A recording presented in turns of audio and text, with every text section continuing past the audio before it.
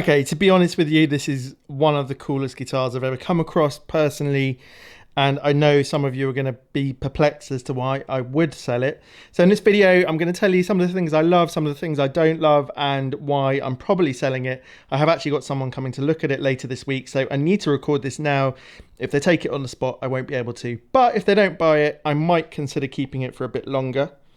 Yeah, you see it there. It's the weird fish emblem thing. Someone told me the name of that once, but I can't remember it. So, but it's probably been used perhaps in a church. Maybe there was a sticker, or just someone who liked fish quite a lot. Either way, I think it's pretty cool. Let's have a closer look at this guitar, and then I'm going to tell you some things about it. So let's do a bit of B-roll here.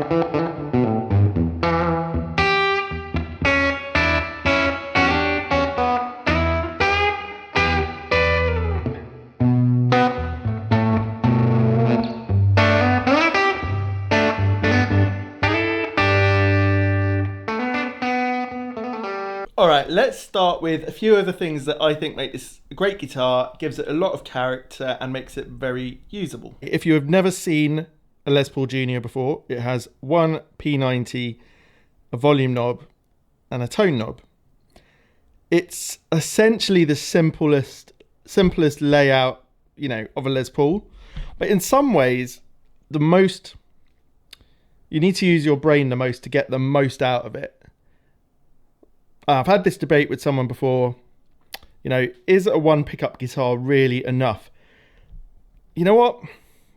It probably is. For most people, it probably is. You can find a lot of different sounds by going up and down the volume, and especially the tone. I love this old P90. It's got a slightly gated sounding, like a gated fuzz if it's rolled back. Sometimes you can really get that tone out of it, and I just think that's really special. So if you play it through a cranked amp, it will give you a huge sound. That's something I like about P90s. Unlike humbuckers, they won't have that warm, hairy compression. They will sort of stay a bit more open and therefore make a louder, bigger sound in some respects. Or they will, full stop. Now, the Junior was the student level guitar. It doesn't have a carved top. I think it's all mahogany. This must have been, I guess, Brazilian rosewood. You can correct me if I'm wrong. This is just what I know. I'm not a Les Paul Junior fanatic. I bought this because it's so, I'm not going to use the word damaged, so well loved. And because it has a small separation somewhere. Let's go there. You see where that screw hole goes? It has that small separation. Well, because of that, it was about £5 cheaper-ish than one that was in perfect condition. So you get a lot of bang for your buck. From a 50s Gibson, you're getting an amazing thing. This one has just been loved. It's so damn cool. I love the look of it. I went to a guitar show recently and I took this and I took the 63 original Strat that I had at the time. And at the door, they have people who check your stuff, that you open your box, your cases, they write a little note to make sure no one's bringing in and out the wrong guitars and stealing stuff and whatnot.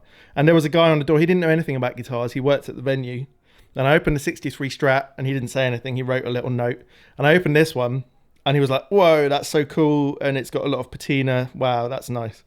So, you know, it's interesting from a non-guitar person's perspective what they see. So, it plays pretty well. It sounds really cool. It's got its own vibe. That's what I love about it.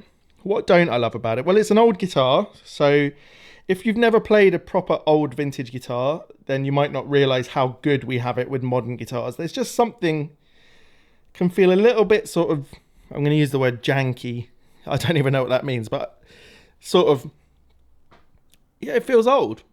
It feels a little bit less perfect to play. That's not necessarily a downside. I love fighting with a guitar. Now, in this particular case, the frets aren't completely gone, but they're pretty much there. So it should have a fret job, in my opinion, if you want it to play really, really well. But one of the main problems with this particular one is the tuners. They probably need replacing. Now, given that it's already a reduced value guitar and it's got that and all the sort of various damage or patina love that you see on it, I don't think changing the tuners for really good reproduction relict ones would be any problem, and they would be more usable. In fact, this thing sometimes, not always, sometimes it keeps its tune surprisingly well. Sometimes it just doesn't. But okay, let's get to the crux of why I might need to get rid of this. So you're probably wondering, you know, it sounds so cool, it looks so cool, why am I getting rid of it? It's really just for one very simple reason, is the neck. For me, the shoulders of it are a little bit, I don't know, just going to say harsh. If I play it for too long, I get pins and needles in my left hand, and I've sat here time and time again, anything over about half an hour, and really it just is very uncomfortable for me. I think it's just a specifically me thing. Some people love this particular shape of neck. For me, for whatever reason, this particular one, I can like feel the shoulders all the time, and they don't quite fit my hand right. So if I played this and it was absolutely comfortable, there would be no reason to get rid of it. It was a decent price. I love the way this guitar looks and, you know, sounds. Just doesn't feel right in my hand, and that is a big thing. That's a big no-no. If you're not going to pick it up and play it and find it comfortable, then let someone else have it. So I would be sad to see this go. You know, the guy's coming to see it, see if he likes it. I think you probably would like it, although he tried to negotiate based on it being in damaged condition. Well, it was already way priced low compared to a good condition one. So I would say if you're buying this guitar, it's because you love the look of it. You don't think that's damaged. You just think it's pretty cool. I'm just noticing for the first time I can see some letters. It says Jesus. It does actually say Jesus. Look. I've not noticed that before. I'm pretty sure it says Jesus. That or Jessica. Sorry, I don't mean... I'm not trying to be sacrilegious. I'm not a religious person myself, but I think it probably says what I'm thinking. Let me know what you can see.